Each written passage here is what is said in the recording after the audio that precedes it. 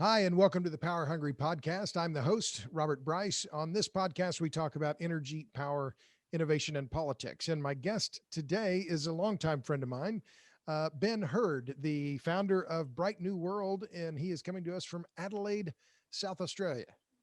Ben, welcome to the podcast. Thanks so much for having me, Robert. I'm a big fan of this podcast. I've listened to several, and I'm really flattered by the invitation. Looking forward to the chat.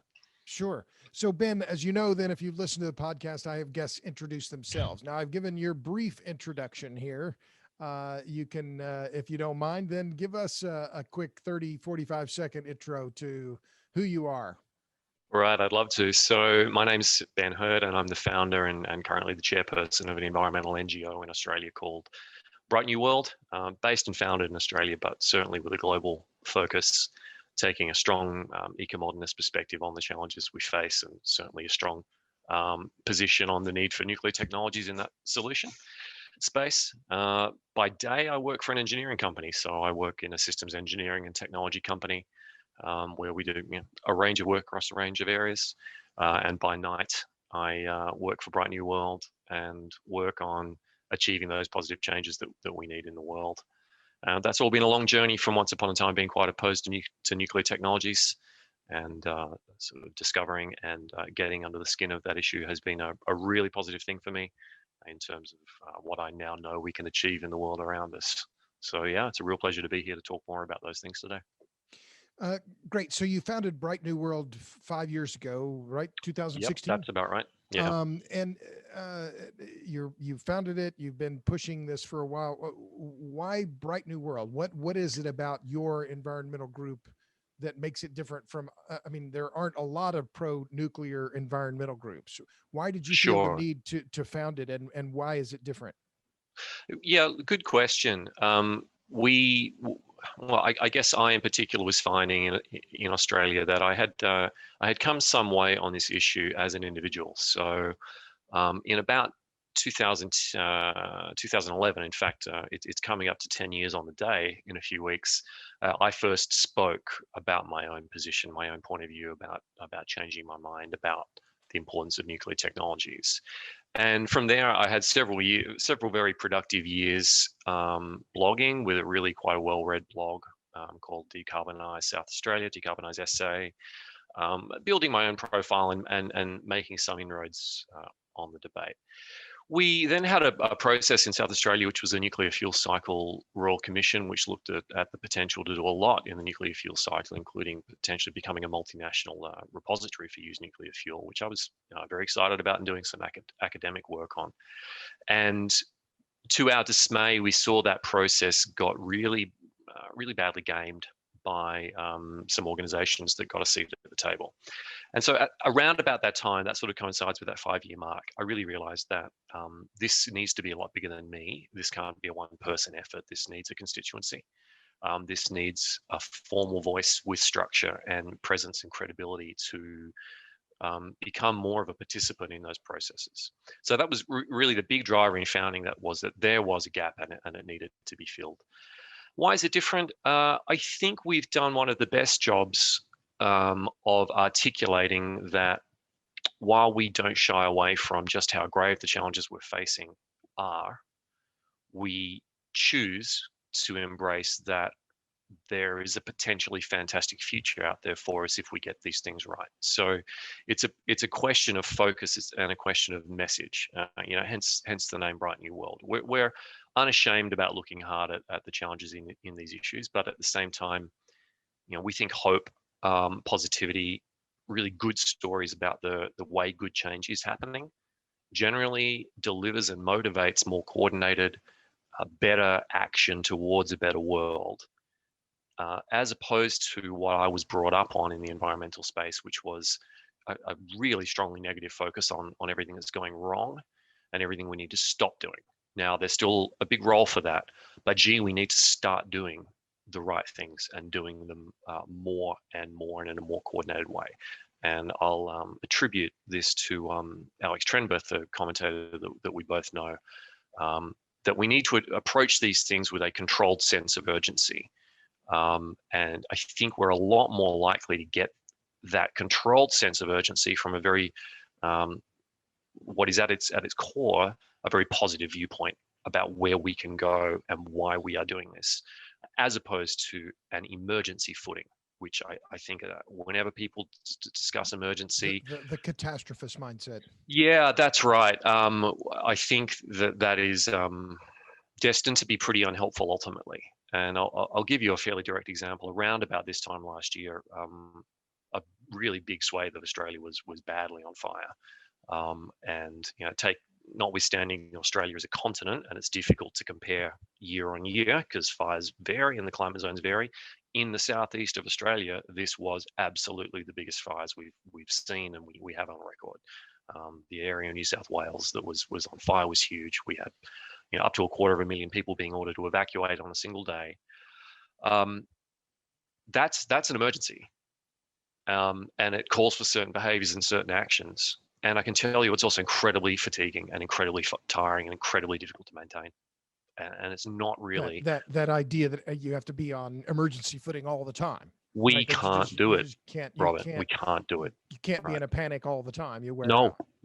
No, you wear out. And well, and it's a point that if I can interrupt, it's a point that you make in Juice, and if listeners haven't seen the film Juice: How Electricity Explains the World, Ben has some great lines that I want to come back to in just a minute. But you make that point in the film that for so many people around the world, and it's a point that on your website at bravenewworld.org, you make the point that more people are living longer, healthier, freer lives than ever. And it's right. And it's because of energy. And you talk about the energy paradox. What is the energy paradox? Yeah, so this was a point that I made in the opening of my PhD, which I completed a couple of years ago. So the whole introductory section was structured around this idea. We've come from, as a humanity, as a civilization, we've come from incredibly difficult circumstances where very few of us will grow old and very many of us will die young. And there was a great deal of cruelty and a great deal of harm, and the world was very, very tough and very, very difficult.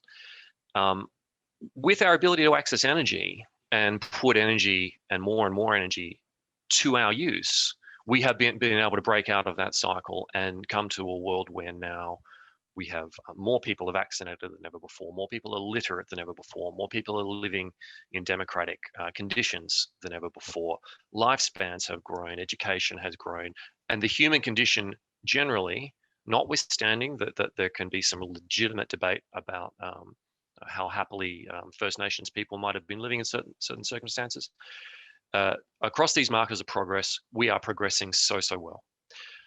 Now, that's in many ways driven by hydrocarbons, use coal, oil, and natural gas. Absolutely. Unlocking hydrocarbons has fundamentally changed civilization. That has been the energy. Yeah. That has been the energy source, and that then is the paradox in unlocking all of those energy sources and actually becoming so good at accessing them and liquidating them. We're now creating a really grave set of risks that has the potential to push that progress back in the other directions. It's still some way in the future, but those risks are now starting to mount. Where, if you look at places like the Indian subcontinent and Bangladesh, where some of this human progress is going so quickly, if climate conditions turn quite rapidly and quite hard in coming decades, that could actually start to push back in reverse. That's what I mean by the energy paradox. The energy sources that we've been using to achieve all of this progress are the same energy sources that are creating this mounting cumulative risk. It's not a risk that goes away if we stop using them or just slow them down. It's going to keep on creeping up and getting worse. And that's why solving climate change is difficult, not easy.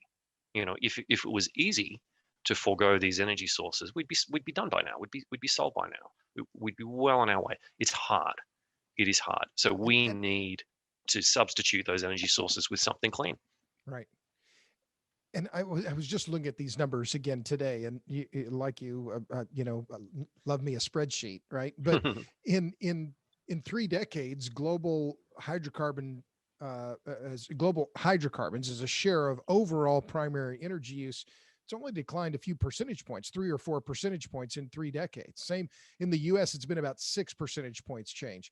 But still, we're talking about just a massive, massive quantity of energy that has to be supplanted. Yeah. And I think that I want to get to this issue of tribalism, because that idea, and it's a point that I've made over and over, is this is a scale challenge.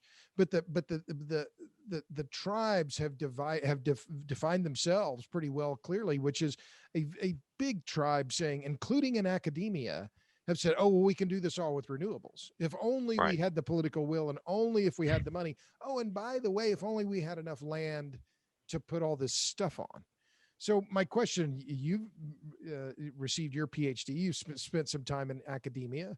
You're as familiar as I am now. You've written a paper on this, in fact, about the number of academic studies that have been published on these claims about 100% renewables. The Yeah. question is, why do academics love this idea so much? I mean, there's a new one that just came out from Princeton, and Yeah. the author is well known. He's, was affiliated with Breakthrough Institute, as you know. And oh, well, we only need a few states worth of land to make this all work. And I look at them and I think, Yeah. it makes me chuckle. The question is, why is this idea so attractive? Yeah. Why is it so attractive? That is a good question. And why is it seductive? Yes. And it is. And why is it so enduringly seductive? It's amazing. Yeah, we're all people first and thinkers, impartial thinkers second.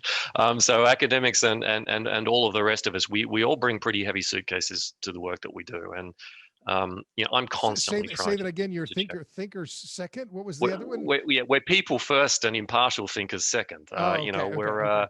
We're bringing all of our suitcases and our bags to it. I've been thinking about this a lot with the situation in Australia and how committed we appear to be institutionally to that idea. Of more renewables. Oh, that is the pathway, and that we will. How prepared we are to park those challenges well down into the future and presume we'll solve them when we get there. It's quite amazing, our preparedness to do this. And I have to come back to some points I've tried to make a few times, that one of the scariest things we need to do as humans is change our minds. We find that so incredibly difficult. And generally speaking, it's actually not so much about changing our mind, it's actually about changing our identity and changing a very large slice of the pie of what we call our identity. So we come to identify very, very strongly with certain positions. And when we get to the point where we might need to make a pivot on that position, letting go of such a big piece of our identity, to our heads, that's a lot like dying. That's a lot like having to say goodbye to the person we thought we were, and we hold on really, really tightly to that. So we will keep looking. You don't want to leave the tribe. Oh no, you don't want to leave the safe space in your own head. I mean, I'm talking from personal experience here, that it took me 3 years of sort of just looking at my shoes every time people mention nuclear power, because I was having to go through the difficult grinding process of thinking that maybe I'd been wrong about this. I used to be the one speaking up and barking back at it, and then it was really difficult to work around to the idea that something that I thought made up Ben was going to have to go, and that was really, really, really difficult. And so you're talking about a conversion here. Yeah, and we are really expert at burrowing to find the next ledge to cling onto to keep the point of view that we've got. Now it goes in all sorts of directions. I see the same thing with people that I think are making unreasonable statements and claims about aspects of nuclear technology, and I go, oh gosh, you seem to be hanging on pretty hard to this idea here. It's a really common phenomenon. There is I think we all yearn for this idea that we're going to have some harmonious life with nature that's driven by renewable energies. The truth is just nothing like that. But gee, it's a seductive and a popular. And that idea has endured for a very long time. I mean, the first page in Rachel Carson's Silent Spring is almost said a very thing. At one time, man lived in harmony with nature. Yeah, we lived in harmony with nature, and we all died by age 25 with no teeth, and you know, Yeah, if we were lucky, right? right, right. But that image of I think that that's part of it. Well, so let me in Juice, the film, you delivered some of my favorite points in the film, and I love the everyone in the movie, but you talked about renewables, and you said by creating this brand renewable, and you talked about a hydro dam and wind turbine and solar panel, and you said it's the opposite of what we actually want in the system we are trying to provide. We aren't trying to create something chaotic. We are trying to create something that is stable, predictable, going to give people what they want when they want it at low cost every hour of the year. Preferably, you wouldn't do that with something that was driven by the weather, which Right, is one of the best summations. And I've been at this game for a while. One of the right, best summations of the limits of renewables. And yet, that it just to, kind of close this idea on this tribalism idea, that fact of we don't want something that depends on the weather is seemingly just lost in the noise because the sun doesn't always shine, the wind. Why is that? Why is that essential fact so obscured? yeah. And this is one of my great frustrations, and it has been for the last 10 years, that the challenge is approached as a like a riddle that we need to solve. That the job we've been tasked with here is somehow taking these impossible moving parts to create this service, rather than simply solving what I would see as the primary problem, which is greenhouse gas emissions and climate change as a side effect of a system that was working and delivering well. And that, I think, is the point of difference. I've come around to a position, and I think eco-modernism takes this position that a functioning grid that's achieving that delivery that we talked about, it's the largest, most complex machine in the world, pulling off a virtual miracle all the time. That is something to be liked and supported. And I see the greenhouse gas emissions and the air pollution as an undesirable side effect from a very positive force in the world. A lot of other people come at this as a whole other way.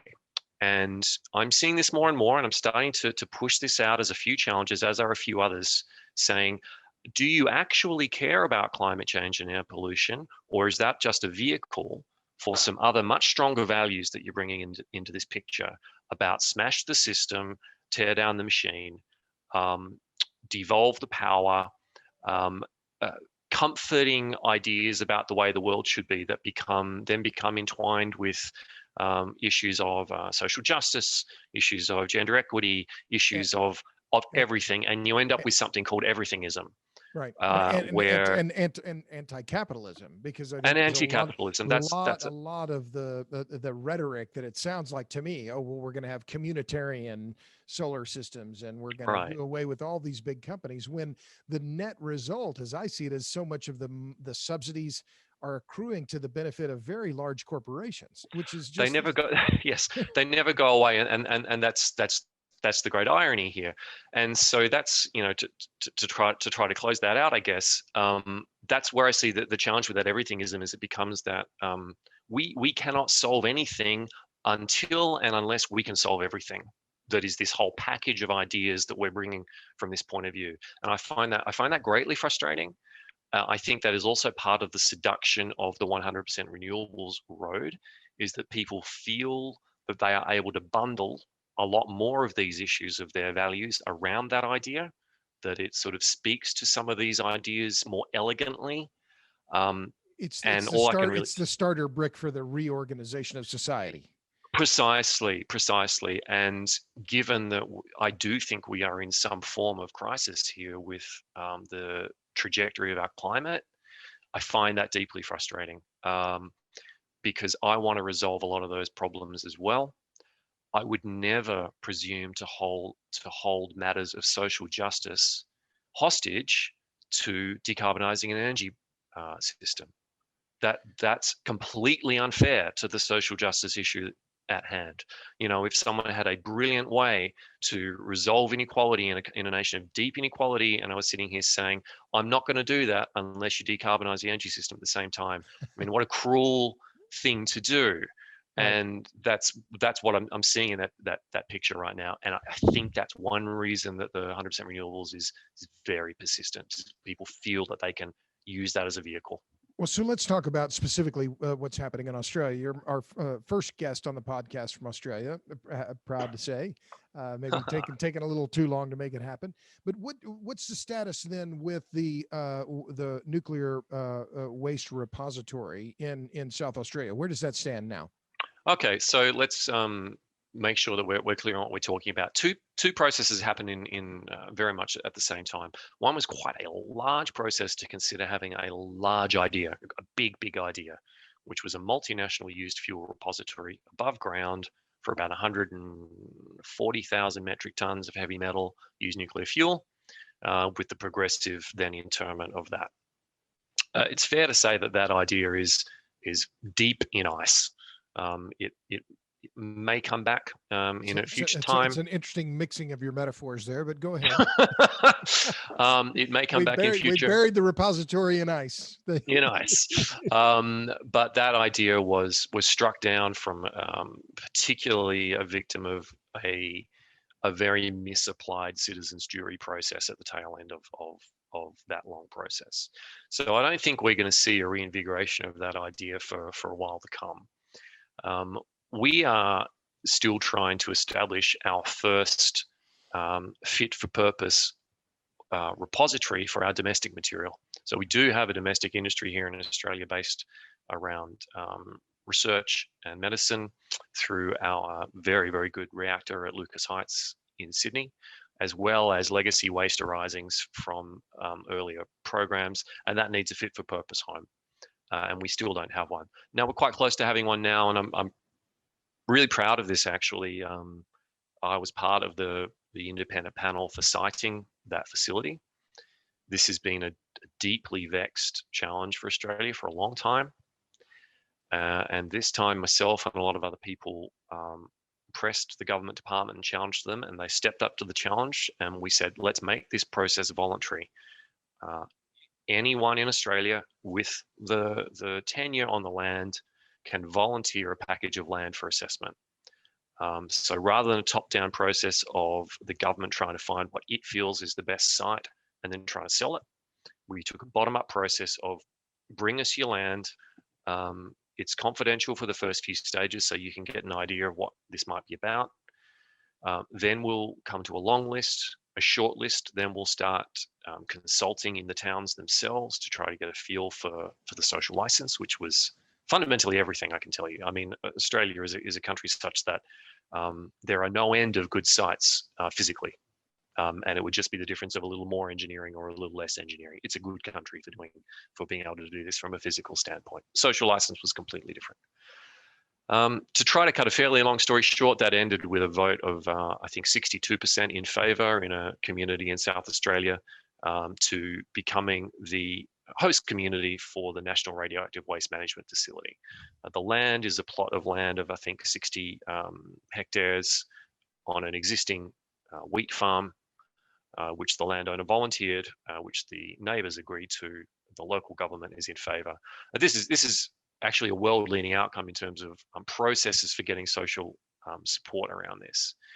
There was if I can interrupt, because that's really interesting to me, because it's the opposite of what we've seen here in the United States. We're going back to the 1980s, and this is part of the resentment for around the Yucca Mountain repository. Is that Nevada, ever since it was named that, has seen this as we're going to screw Nevada by making it the waste repository instead of saying, well, is there a place out there where you'd want to take this? And so that's a very, and it's continues to be one of the key stumbling blocks in the U.S. for any progress on nuclear, is just this, oh, well, we don't have a place to put the waste, and therefore King's X, we can't do anything.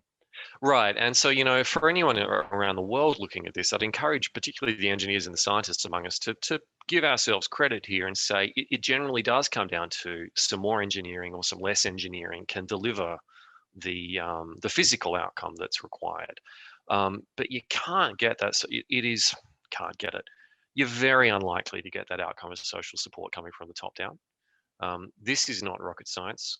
If we have a process where people can volunteer to participate, they can leave at any time with no obligation.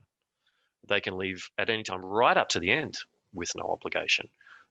They are given, as happened in Australia, the ability to form a committee in their town, begin nominating projects around the town that they would like funding for. And that comes early, simply acknowledging that they're participating this far in the process. Still no obligation. Then some reward afterward.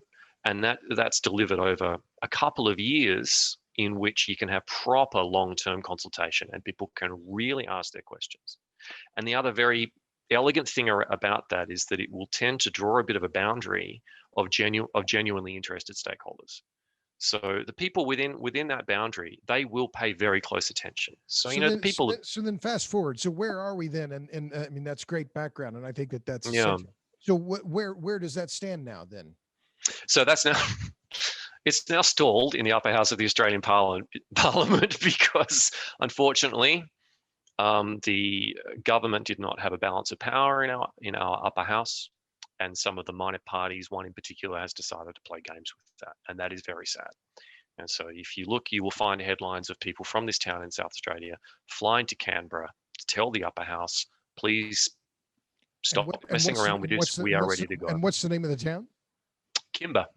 Kimba, Kimba, yeah, Got it. in the wheat growing region in South Australia. So unfortunately, that is now again stalled by politics. But we're as close as we've been, and it has a very, very strong foundation under it. So I'm pretty hopeful about that. Okay, so if you don't mind, that counts as progress. So we've covered the waste process, and you're getting some traction there. What about the prospect for a new reactor? I mean, I know that you've pushed this for a long time, and Australia, a very high percentage of its electricity, I don't know those numbers off the top of my head, comes from coal. So where are you on in the potential for a new reactor being built?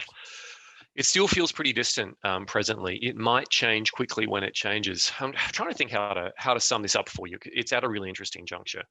I think Australia now is right in the crucible of going from the easy part of adding variable renewables through to the very difficult part. Now, I've been saying this for a long time in my PhD, in some papers, that bolting on variable renewables to an existing strong underlying system is at first relatively easy, relatively cheap, and might even tend to lead to a lowering of the wholesale costs. But as that penetration grows, the cost and the difficulty of adding more grows really non-linearly. It then starts to become quite complex and quite expensive. We're right there now. So you're right. You're seeing big increases in prices in South Australia, right? We have and we did for several years. It's backed off a little now, and the forward prices look okay. So the prices have come under control. The problem now is the system security. So if we look at the report from the Electricity Security Board in Australia that was just published on 5th of January this year, the big red critical thing they're looking at here is system security. So the loss of frequency control ancillary services in the market and the loss of overall system security for the grid is bad. And with the forecast closure of a lot of that legacy coal, which is some 20 gigawatts, is likely to leave in the next 20 years, that's a huge challenge. There's no clear answer foreseen for how we can replace the quantity of electricity, the reliability of the electricity, and also the frequency control ancillary services. So it was all fine when it was just South Australia doing a lot of it. It's now starting to leak over to the eastern states, which fundamentally served as South Australia's battery for this process, just a big stable market running on coal. And as what's happened here then takes hold across the whole eastern states grid, the problem changes dramatically. And this is a problem not just about the generation itself and whether it's synchronous or asynchronous. And just as a quick aside, synchronous generation provides that frequency support. It's like akin to the water flow, right? Where you have very stable pressure. Once that goes away, then you lose your pressure fluctuates, which you do not want in a grid. So how much of this is due to generation and how much is a transmission issue? Because these are the same challenges that are now coming to the fore in the United States. It's again, grids are similar all around the world. How much of this is now going to be about building new transmission, or how are the critics, how are the pro renewables crowd couching this discussion? Yeah, it's deeply interrelated. in order to increase the penetration, the contribution from the variable renewable energy, and in order to keep the prices low, the Australian transmission network is going to need to increase very, very much. So it's a fairly long, skinny grid across a low population, built around large production nodes from the earlier days, which would have been a fairly efficient amount of transmission to build. That transmission would have been pretty well utilized. To put this into context, we in Australia have built one new interconnector, one new large transmission piece of the jigsaw in about the last 15 years. In order to follow through to the fullest extent of the plans we're seeing, it looks like we would need to build about 15 new interconnected projects in the next 20 years. So the expansion in a very short amount of time is profound. And if you, fortunately, the market operator has a very useful map where you can sort of check the boxes and click on the progressive next steps of interconnect that need to be added. And you see us going from quite a long, skinny grid to a much more meshed grid, reaching out to what are called the renewable energy zones that have been identified to try to move that power around. I'm really skeptical that's going to happen, Robert. I really am. I'm sitting here thousands of miles away, and I am as well, because just building new transmission of any kind of high voltage is just extraordinarily difficult. And it's not just a land use issue; it's about a technical capability issue. It's a very small set of workers who know how to do this work and do it right. Yeah. It's interesting that you should raise that. So one of the priority projects was between South Australia and New South Wales, a new interconnector there. It was approved at a price of $1.4 billion. It went to competitive market, and it's come back at $2.5 billion.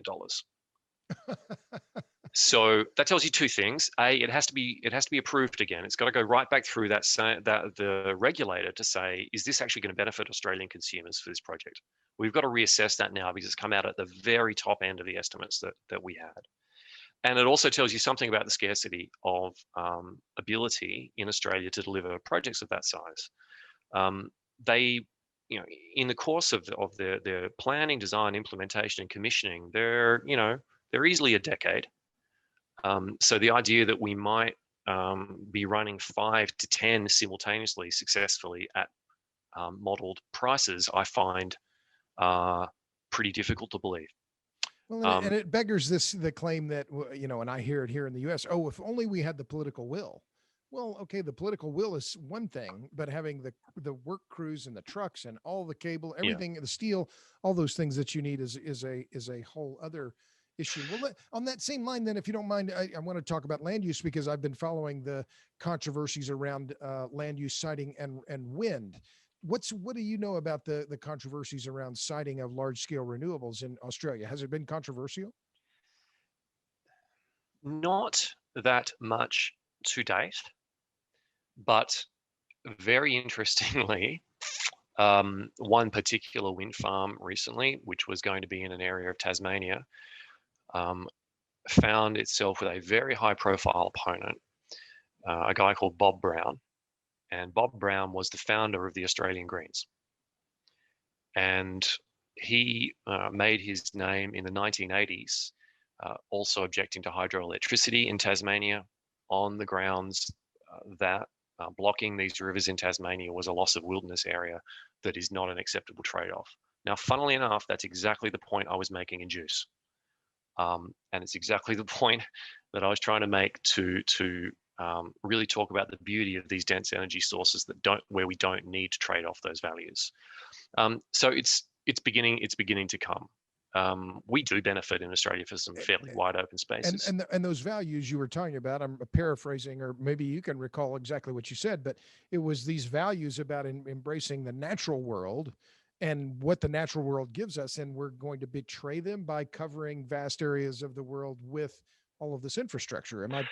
That's right. Am I saying it correctly? Yeah, you're about there. I mean, if the whole point behind doing this is to arrest the change of our climate, to preserve our own well-being, and also to preserve the well-being of the natural world around us in the state that we know it and that we love it, the scale of industrialization of the landscape seems like a betrayal of those values. Now, I don't think that's always the case. I think that there are, I look around Australia, and I, as much as anyone could acknowledge, there are some tracts of quite degraded land where this is probably quite an acceptable trade-off. And then other times it's really not. I look at what happened in the Mojave Desert with habitat, and I think, no, that's not right. When we're talking about removing habitat, which is scarce, which is what we're trying to protect, we've got to rethink what we're doing here. When we talk about avian impacts and from wind, and I'm tired of hearing people tell me that cars kill more birds. They kill more pigeons. But if you knock 15 or 20 raptors out of the population in the local area, that matters. And we have to take those things seriously. And it's not an anti-renewable sentiment. It's a question of rethinking, why is it that we are doing what we are doing? And hydroelectric dams are the are the worst. If you feel like being sad about something, go to Google Earth and look at the Teles Pires Dam in Brazil and wind back the clock to what it used to look like and what it looks like now, in terms of the changes that are needing to be made to that jungle and that river to achieve that outcome, thousands of kilometers away from where the power is needed. These are issues that concern me very much, and I really think it's about getting the balance right and using these technologies in the right way to achieve the values that we're looking for. Put the values first always, and then it's harder to go wrong. As you say that, Ben, what I hear, or what I'm imagining in my own head as you're saying this, is coming back to power density, right? And why does it require so much land? It's very low power density, and that it's the lowest really, and then maybe biofuels, and then wind and solar. But the point that I'm getting to here is, well, that's the magic of nuclear, is that the density of it is so unsurpassed. So my question: you've been to Fukushima. What was Yeah, that? 3 times. 3 times, and you were in 60 Minutes Australia was where I first saw Geraldine Thomas. You've been 3 times. What sticks out in your mind of those 3 visits? What would you tell people who want to go to Fukushima, or dream about what that's like? What is it like? Well, what sticks in my mind is relatively quick changes between all 3 visits. The first visit, the site of the plant itself still looked and felt reasonably chaotic. There was still a lot of recovery of the site itself going on. And the exclusion zone was quite high, large, I mean, in area. By the third visit, the site is extremely well organized and comfortable. A lot of people showing up to work every day. It looks like they know exactly what they're doing and they're getting on with the job. The exclusion zone is much, much smaller. You can take a train really, really close to the nuclear power station, where there's a new hotel, dying for some customers. There are people moving back into the villages nearby, and it's a really, really beautiful part of Japan. Food's great, and what particularly stuck out for me, and I'm glad featured in the show. We were within sight of the plant, driving around, and the readings were the same as at Sydney Airport. This is not a radioactive wasteland at all. And it is, in fact, slowly coming back to life, which is incredibly positive. And I think one of the saddest things is how determined some people seem to be to leverage that place for an agenda without actually considering what it means to the people that live there and love it. But I would encourage everybody to visit Japan, and if you can, get on that train and get as close as you reasonably can, and see for yourself about how it's coming back to life. Well, let me ask you about that radiation, because it was an issue that I talked about with Geraldine Thomas on the podcast some weeks ago. And her basic point, and I'm paraphrasing it now here just a little bit, but it said our fear of radiation is far overblown. And she said, in fact, the great line that she uses is that we need a mindset reversal. Do you agree with that? Utterly.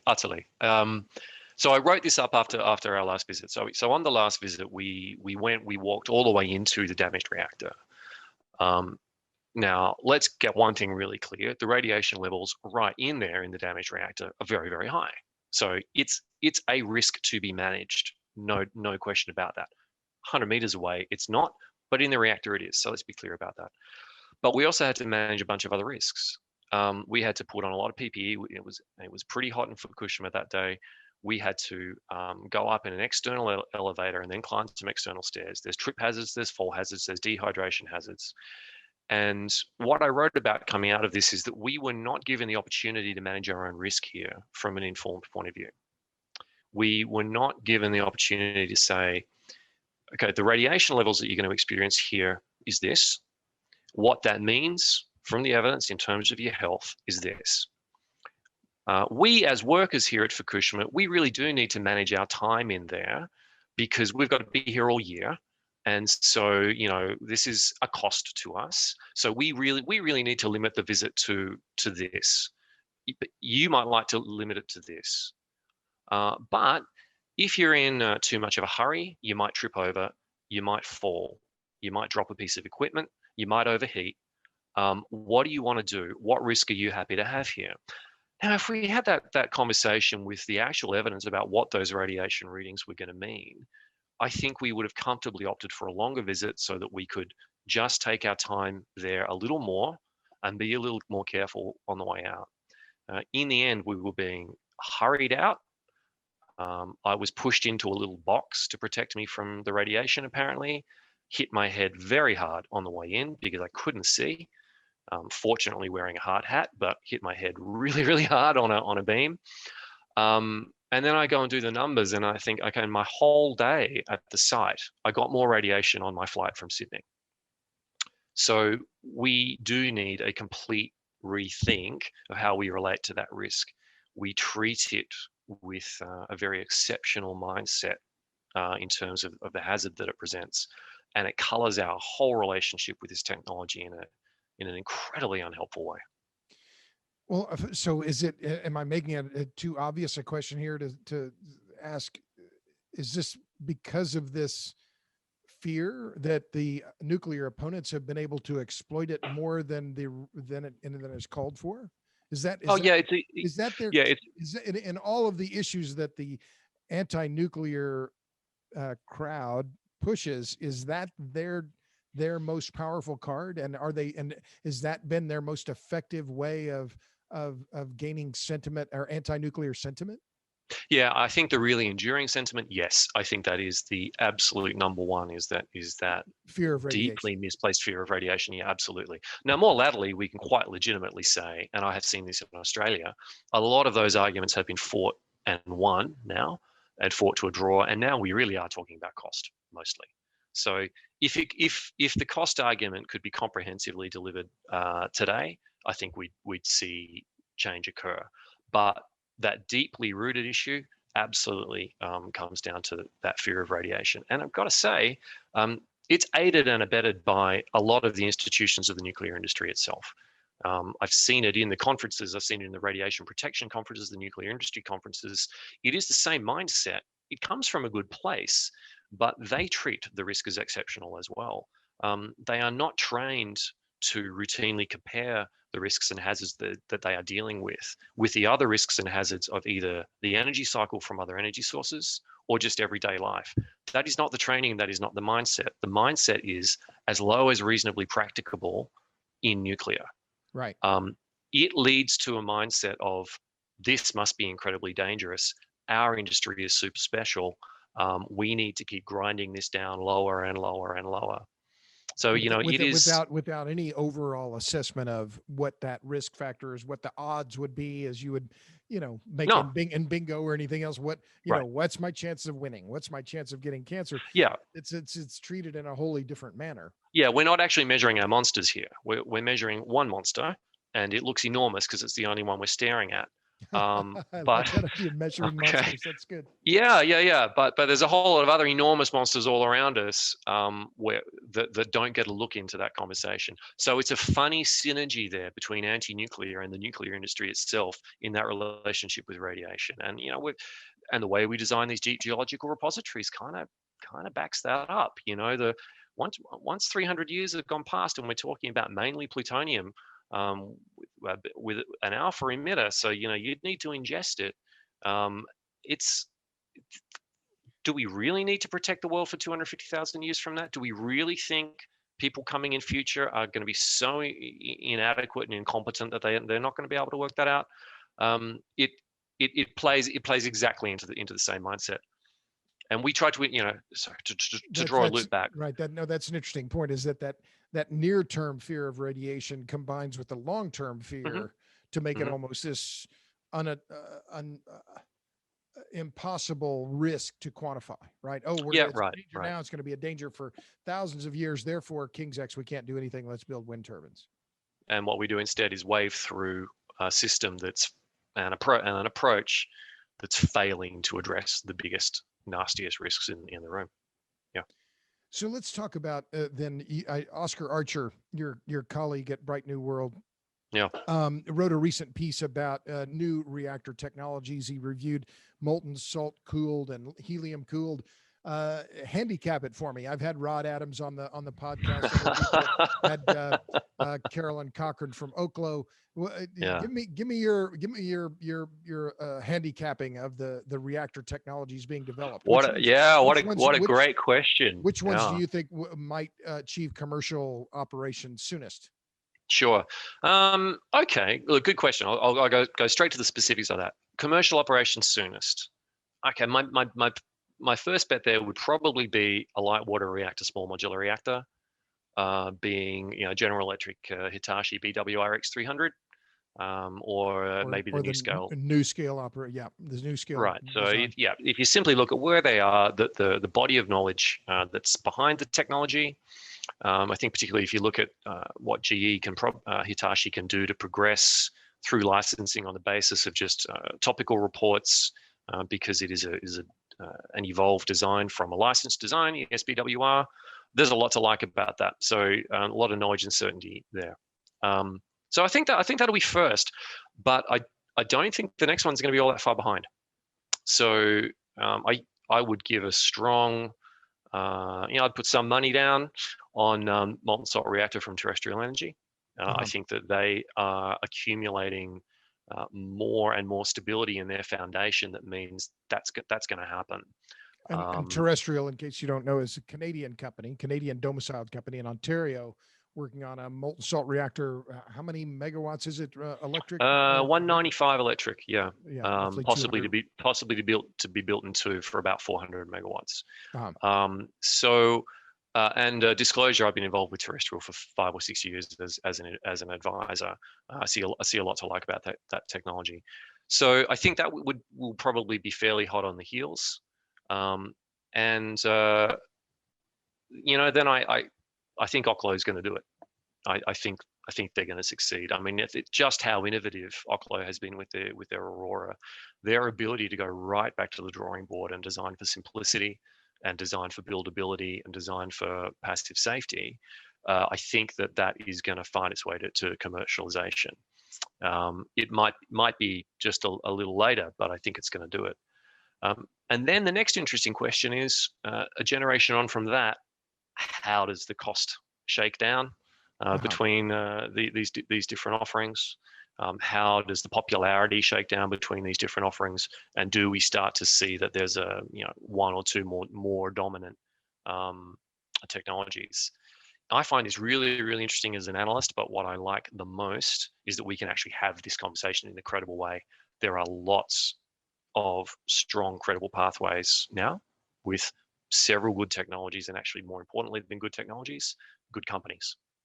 Companies who actually know how to follow this through and get this delivered. So I wrote recently that the 10 years from 2020 to 2030 are going to be really different for global nuclear than the 10 that have just come before it. And this is one reason I think we can look forward to a good series of milestones being hit in this area. What are the biggest obstacles then to getting those reactors deployed?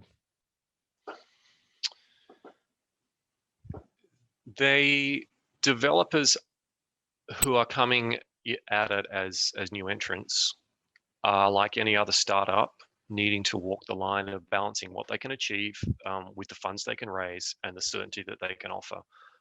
This is a constant march forward, and it's a credit, I think, to the likes of Terrestrial and Oklo that they appear to have quite a laser focus there, so that they do not get easily distracted from their strategic plan and what they need to deliver to make that happen. But that is the same with any startup trying to do anything innovative there. So what is that? What does they call it? The deployment valley of death. What was that term of art? Something like that. Yeah, right. Yeah, that's right. It will be easy to, a lot of things bubble up at first. Yeah, that's right. And they get a little way, and then it's just a hard grind for a lot of years. Can you get your way to get involved in licensing for a start? And then can you grind out? and then can you manufacture it? And then do you have a Yep. customer? And right, yeah. That's right. I think if we look at NuScale there, who are arguably getting close, then you get to that situation of can we secure enough of an order book to justify building a factory, right, to actually follow through on the philosophy behind SMR, and all of the companies are gonna face this challenge. And that's one area where I would steelman the opponents or the skeptics and the naysayers for nuclear in Australia. I would steelman that by saying, yeah, it's not easy. It's difficult. It's a difficult road to bring these new nuclear products steel to man market. is the opposite of straw man. Is that? Yeah, it's the opposite of straw man. It's a really important thing to do. Yeah, I mean, steel manning your opponent is trying to put the most genuine and credible effort behind understanding their point of view. And you've done a good job if you can say it and have that person say back to you, yes, that's a pretty good representation of what I think. It's a really important intellectual exercise. And I can, quite reasonably, if I go through that steel manning process, understand what those in Australia might say about this. Well, so because let there me are ask you. good reasons. So let me ask you about natural gas, because you didn't mention that. Because what I see, from my vantage point, is new power projects being developed, particularly in South Asia, Bangladesh, Pakistan, and those are LNG to power. They're using natural gas, right? Because it's available now. Is gas a big obstacle? I mean, it's been one of the downfalls or one of the reasons why nuclear reactors in the U.S. are having a hard time economically. Is natural gas going to be the price of natural gas, relative abundance and relatively easy deployment, going to be an obstacle for nuclear in Asia? Yeah, you bet. Because you need to put yourself again. Do a bit of steel manning. Put yourself in the mind of someone who doesn't care particularly. You're just a banker or a financier, and you're trying to decide what to pursue. Or a utility. Yeah, that's right. And when the job's done on these small modular reactors and the mission is fulfilled and the philosophy is being seen, well, that's one conversation. But until it is done, everything you just said, the fact is, gas ticks a lot of boxes. It's still a high carbon fuel, which I don't want, but it is cleaner from an air pollution point of view. It's a lot cleaner than burning coal. It is proven to be more plentiful than expected, and the plants can be built relatively quickly, so they can be financed relatively certainly, and the power can be sold at a pretty good price. And the capital and political risks are fairly low. Yeah, that's right. That's right. Yeah. It involves some dependencies that some nations would probably rather not have, but on balance, yeah. So that means that there isn't an absolutely universal driving imperative to get these SMRs up and running as quickly as possible. There's an interim option that's reasonably attractive. So that that pathway is a hard one. It's so important that a country like Canada has launched its SMR action plan, which is really locking in that genuine commitment to see it through. It's really important to have seen the sort of bipartisan support that's come out of the United States in progressing its advanced reactors. This matters a lot, and it's something I'm trying to say back to my Australian setting, is that decarbonisation isn't an end point that you achieve and then you're finished. It's an end state that we need to achieve and then maintain forever. And getting these technologies to a position where we can use them for power, for industrial heat, for industrial processes to manufacture synthetic fuels is an absolutely essential part of getting that end state achieved and then maintaining it forever while looking after the planet. Now, if that takes a little longer right now, that's acceptable. And the thing is, looking at what's happening in Australia, we're now learning nothing's happening quickly. The recent plans to talk about these high levels of penetrations of renewables and this hugely expanded transmission project, it's a 20-year plan, and it's not finished at the end of 20 years, I might add. It'll take more and more after that. I've been hearing for the last 10 years since I first opened my mouth, nuclear power takes too long. Nothing is getting us through this quickly. It's taken us a long time to get to where we are. It's going to take a long time to build our way out of it. And we need as many options on the table to help us do that as we possibly can. The 100% renewables pathway, it's not fast. It's going to take all that time and more. So why we would want to gamble on that rather than be more inclusive with technologies is a point that I'm constantly trying to reinforce in my context here. Why do you care so much?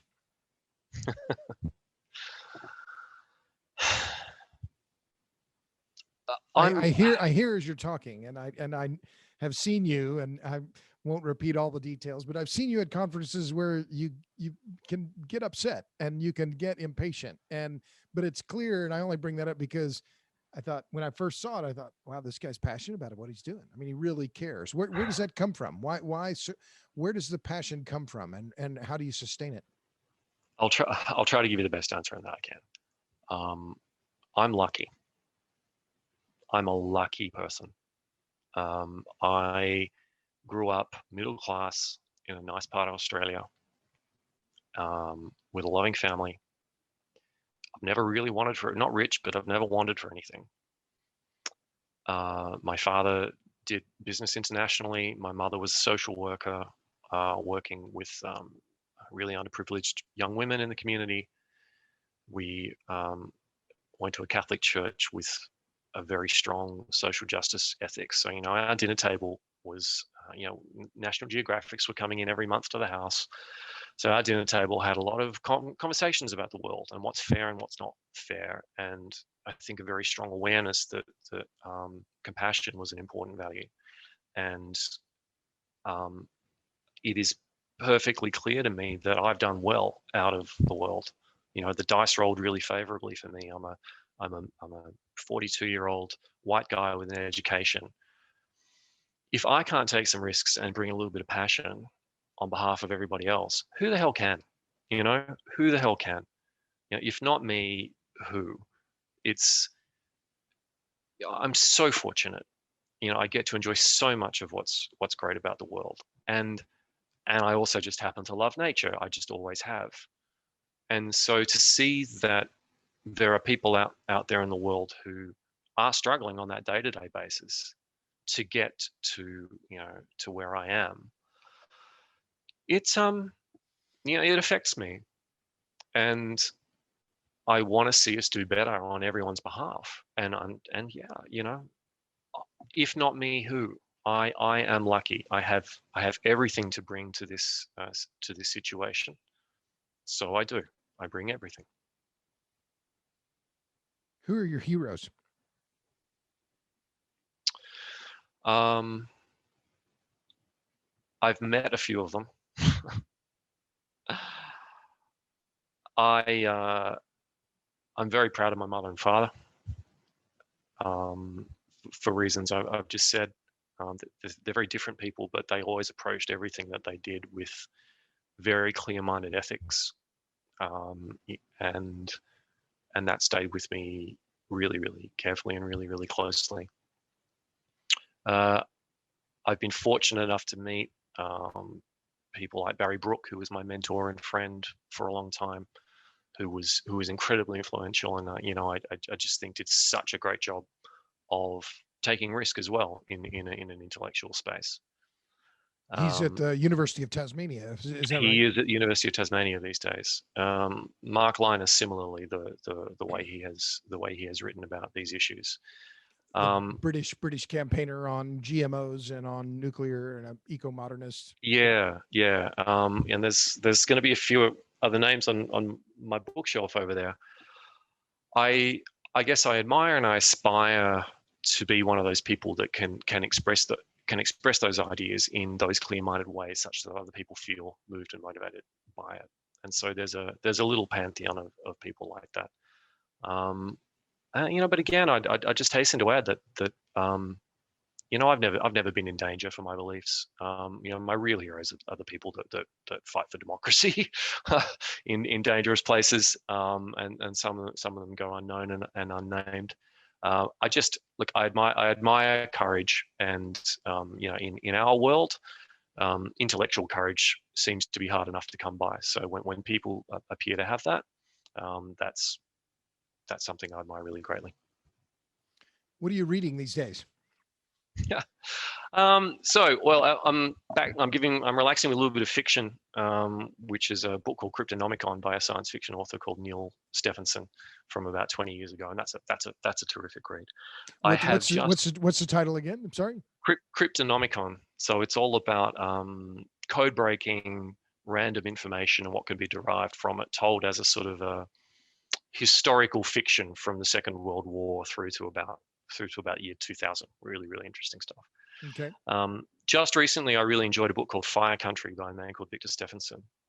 Not coincidentally, coming out of last year's enormous fires in Australia, I wanted to read about Aboriginal land management and the use of fire on the land, and how we maybe need to have a different relationship with fire and a different relationship with the landscape in Australia. And that was a beautiful read. Interestingly, I found it easy to read once I had watched some of Victor on television, and I could hear his voice in my head because he has a particular delivery and a particular cadence.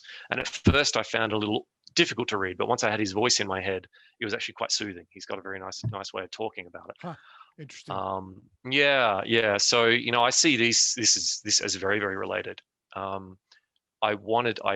read that just after I read Eco-Modernism by John Simons, a political professor at the University of New South Wales. And I'm actually looking forward to writing a bit of a comparative between those two books, because I saw a hell of a lot of similarity between Eco-Modernism and some of these Aboriginal land management ideas. Interestingly, and I was reading it because John challenged me on this. He said, Eco-Modernism talks about concentrating humanity and then leaving wilderness to be wilderness.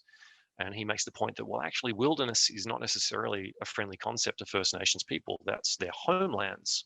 Well, okay, that is really interesting, and I want to know more about that. And what I found was a lot of kinship between eco-modernism and what Victor was saying, which was about humans as custodians, humans as active participants in the world around us, humans as agents who do have control over our environment and therefore must exercise that control responsibly. And humans who do shape we are as gods, so we might as well start acting like it, right? Very much so. Stuart Brand's line. So last thing, my guest has been heard. He's the founder of Bright New World, a think tank, an environmental group in Australia, bravenewworld.org. So what gives you hope? Other people. Other people. The best thing about the whole journey I've been on, which is 10 years old now, I like a lot of what I've managed to get done. Some of the best things I've managed to get done is bring up the other people. You mentioned Oscar Archer before. Oscar brings me hope because, Oscar was someone who once came to me the way I had come to Barry. And I sort of said, yeah, this man has great things to say. And now look at him. Isabel brings me hope. Rowley Partner brings me hope. This tribe of people, my peers, but also the people that have maybe just come a little after me, because I see strong positive ideas propagating with a multiplier effect, and that really, really brings me hope. And every time I see news about science and technology that is leading to these unified impacts of improved conditions for humans and improved conditions for the natural world, I get hope. Now, I need to go looking for them sometimes, I must say. That the world's news is not dominated by that, but they're there to be found. And I believe we need to look at them and elevate those, because how else do we know where we're going and what to follow? So yeah, it's that science and technology, and particularly the other people around me. When I see the amazing work that they're doing, I feel very, very energized. It's a great answer, Ben. Well, so we'll end it there unless you have something else you want to toss into the mix here. But we've been talking for about an hour, so we've covered. Yeah, look, I mean, there's one last thought. I just want to go back to some of what we were discussing in Juice. Of course. About the energy paradox, and that we often hear the plight of the poor leveraged for why we need to act on climate change, that they will be the first affected. And John Simons, in his book Ecomodernism, he pointed out that the global poor has largely seen that, and their choice has been rapid adaptation through economic development. That has been their decision. And we need to remember that the people that are closest to the margins of harm they move away from that margin of harm through the use of energy and through the economic development.